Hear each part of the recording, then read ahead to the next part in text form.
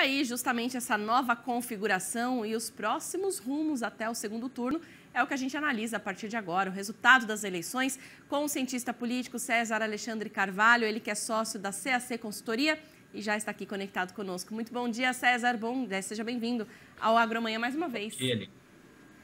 Bom, a gente quer analisar, né, vários pontos aí que a gente traçou para conversar com você, mas para começar eu queria que você analisasse para a gente, né, como que você recebeu todas essas informações, né, de domingo para cá, a questão das pesquisas que indicavam um resultado e a gente teve outro, qual deve ser o rumo daqui para frente das duas candidaturas até o segundo turno, né, principalmente aí a presidência.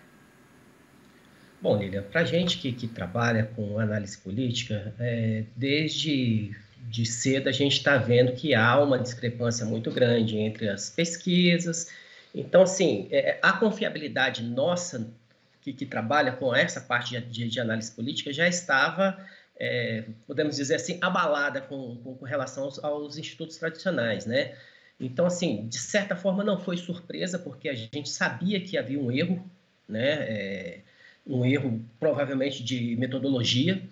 Então, o que a gente tentou se pautar nesse período de pesquisas do primeiro turno foi justamente buscar entender quais são as metodologias adotadas pelos institutos e cruzar dados nacionais com dados regionais. Por exemplo, o Datafolha dava uma vantagem para o ex-presidente Lula no Sul, sendo que nos dados estaduais o Bolsonaro aparecia na frente tanto no Paraná quanto em Santa Catarina. Então, assim, os dados não batiam, as coisas não batiam. Então, a partir desse momento que os dados não começam a bater, então você já começa a deixar um pouco de lado aquele instituto de pesquisa e começa a ter atenção com outros. Por exemplo, Futura Modal acertou a pesquisa dentro da margem de erro, eles erraram a diferença em 1 ponto percentual. Paraná Pesquisas acertou dentro da margem de erro, eles erraram a diferença entre os dois candidatos em 2 pontos percentuais, ao contrário de IPEC, Datafolha, que erraram por 9 pontos percentuais a diferença entre os candidatos. Então, assim, o que a gente espera para esse segundo turno é uma confiabilidade maior desses institutos que acertaram, que mostraram que tinha uma metodologia mais acertada, e a gente fica realmente com o pé atrás com institutos tradicionais como Datafolha, como IPEC, que erraram por muito e foi erro de metodologia, não tem outra explicação, não foi uma variação anômala do eleitorado, foi um erro de metodologia mesmo.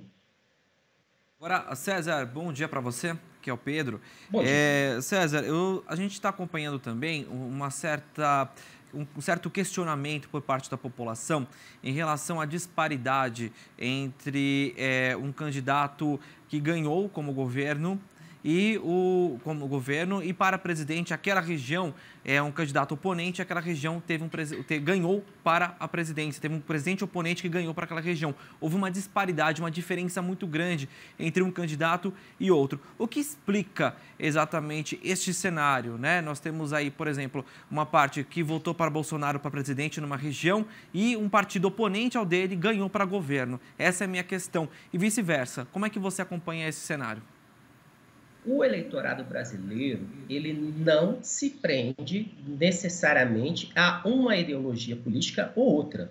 Você tem uma polarização em termos nacionais, né, entre o Bolsonaro e o ex-presidente Lula, mas essa polarização não é uma polarização de ideologia de direita e de esquerda necessariamente. É uma polarização entre duas figuras. Então, assim, é uma coisa que no Brasil, a gente não vê no Brasil uma coisa que, por exemplo, se vê nos Estados Unidos, onde você tem os republicanos e você tem os democratas e o negócio é polarizado, então se vota de republicano a democrata de cima a baixo e vice-versa. No Brasil não funciona assim. Então, por que há essa disparidade aí entre você votar, um estado votar maciçamente no candidato a presidente de um lado e votar maciçamente no candidato a governo do outro lado, ou de uma terceira via que seja. Porque as pessoas votam em pessoas, não votam necessariamente em ideias, não votam necessariamente em ideologia. As pessoas votam em pessoas. Interessante então, assim, Oi. Não, pode concluir, por favor, pode concluir. Tá. Então a questão é, o eleitor brasileiro, ele tem identificação com determinado candidato, não necessariamente por causa da ideologia política dele, ou por causa do que ele defende de forma genérica, mas por algum motivo específico. Então, um candidato que apresenta uma boa ideia para o Estado, que encontra eco entre o eleitorado, ele vai conseguir esses votos. Um candidato que conseguiu, por exemplo, Minas Gerais, o Romeu Zema ganhou disparado lá em Minas Gerais. Fez um governo que agradou o eleitorado e foi reeleito disparado. Quem ele apoia para presidente ou deixa de apoiar, os candidatos do Bolsonaro ou do Lula em Minas Gerais, não importa, porque para o eleitorado o que importa é que o governador Zema fez um bom governo e eles reconduziram o governador Zema. Mas aí, para presidente, aí a história já é outra, a conversa já é outra, para o eleitorado ele já vai identificar isso de uma forma diferente, vai identificar, eu sou Bolsonaro, eu sou Lula, eu sou anti-Bolsonaro, eu sou Lula. A eleição presidencial ficou reduzida a isso. Eu sou Bolsonaro ou eu sou Lula? Eu sou anti-Bolsonaro ou eu sou anti-Lula? É isso. E é muito interessante isso que você está dizendo para a gente, César, porque, de certa forma, a gente vê que não há, de fato, ali a transferência de votos, né? Por que eu estou dizendo isso? Porque uma grande aposta agora dos candidatos é o apoio, né, dos eleitores, no caso de Ciro e de Simone Tebet. Não necessariamente, então, vai haver essa transferência de votos, por exemplo, para o candidato Lula, caso ele seja apoiado pelos dois candidatos, né, a Tebet e o Ciro. Como que você vê esse cenário de alianças daqui para frente também? Essas alianças, para início de conversa, tanto a Simone Tebet quanto o Ciro Gomes tiveram um percentual relativamente baixo. Foi baixo. É uma coisa que se houvesse uma transferência integral para um candidato ou para outro, poderia definir a eleição.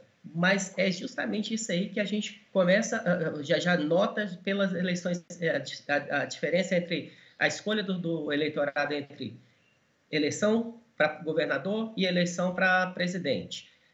Não existe essa transferência. Então, não dá para você esperar essa transferência. O que os candidatos vão ter que fazer agora? Vão ter que identificar onde há resistência do eleitorado em seu discurso e tentar abrandar. Por exemplo, o presidente Bolsonaro tem um problema sério com relação à questão da vacina, da condução da pandemia, e isso traz uma certa rejeição do eleitorado. Então, não é interessante para o presidente Bolsonaro ficar abordando esses temas de livre e espontânea vontade. Já o presidente Lula, ele tem que fugir da questão da corrupção do governo petista, tem que fugir da questão de assuntos muito que levem a economia muito para o lado da esquerda. Então, ele tem que fazer um discurso econômico mais amplo, mais próximo ao centro, e não mais para o campo da esquerda. Porque mais para o campo da esquerda não vai conseguir um eleitorado novo. E os dois candidatos precisam conquistar eleitorados novos. É isso que acontece. Eles já têm os votos deles, eles precisam conquistar eleitorados novos.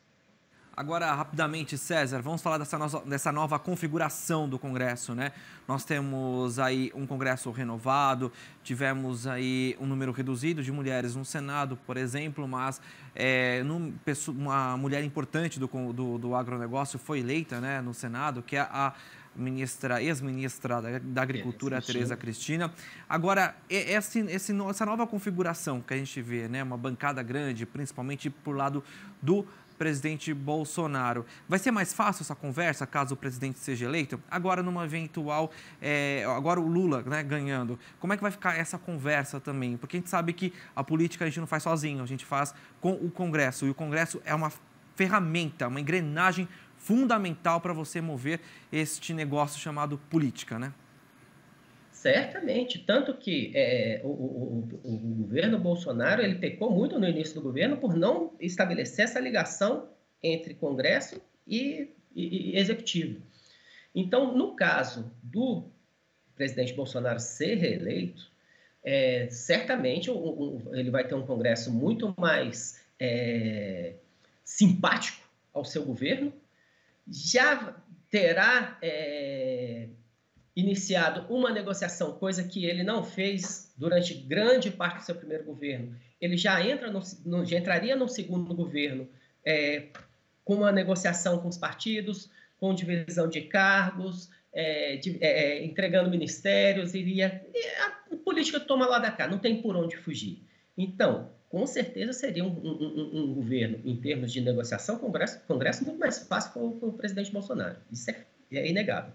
No caso de uma eleição do ex-presidente Lula, eles sabem fazer isso. Eles já mostraram que sabem fazer isso. Entregaram cargos para o Centrão. O Centrão, de qualquer forma, o Centrão segue sendo maioria. Mas é o partido do presidente Bolsonaro. Até que ponto o PL é realmente fiel ao presidente Bolsonaro? Será que num determinado momento, numa investida do ex-presidente Lula entregando um cargo no governo, uma coisa assim, o PL, será que não mudaria de lado, não abandonaria o discurso mais conservador do presidente Bolsonaro? Então, assim, são coisas que a gente só vai ver a partir do ano que vem, mas é de se esperar que tanto de um lado quanto o outro já entre em negociação para obter maioria de votos no Congresso Nacional. Isso aí é fato. Os partidos como PP, PTB, Cidadania, todos os partidos que costumam migrar para o governo, seja lá qual for o governo, não vão mudar o comportamento agora. Certo. César, a gente está com o tempo estourado, mas eu preciso te fazer mais uma pergunta. Uma grande aposta também dos dois candidatos é para o número grande de abstenções que nós tivemos. 31 milhões deixaram de ir votar. Isso deve mudar agora? Não, está dentro da média. 20% é uma média que costuma ocorrer sempre. Então, lógico que pode-se buscar esse voto da abstenção, vai ter que criar um discurso para que se busque esse voto, mas 20% é natural, toda eleição é isso aí, não tem por onde fugir. Tá aí. César trazendo para a gente um panorama, então, com certeza nos falaremos em breve também para a gente atualizar os próximos andamentos. César, obrigada mais uma vez pela participação. Valeu pela análise. Um abraço. Abraço, tchau. Tchau, tchau.